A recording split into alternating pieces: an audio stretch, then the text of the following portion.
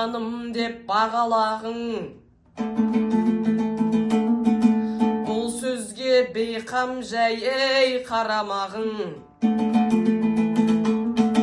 Ел боламын десең бесік түзе деген, кешегі менің айтқан бабаларым. Тәрбие тал бесіктен бастау керек, тәрбиелі болсын десең балаларың.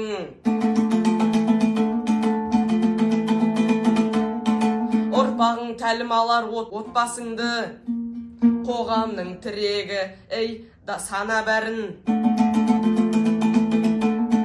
Балаңның ұлағатын сүйер ұлан болып, отбасыңда өсіресің шамалағың.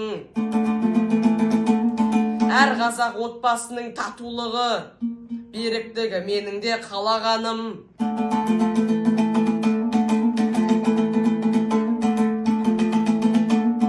Әр сөздің ұлағатын ұғу керек. Отбасын махаббатпен құру керек. Татулық табылмайтын бақыттым деп, өмірді тату тәтті сүру керек.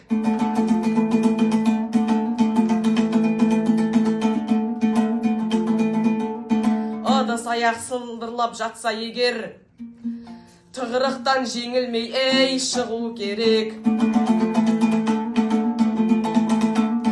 Әр отбасы, әр адам, әрбір бала отбасы құндылығын білу керек.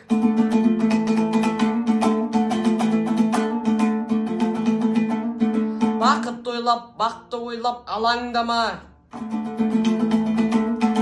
Ата-анаңмен көтерілер бағаңдары. Елін сүйер азамат боп шығады. Өз отбасын сүйетін адам ғана.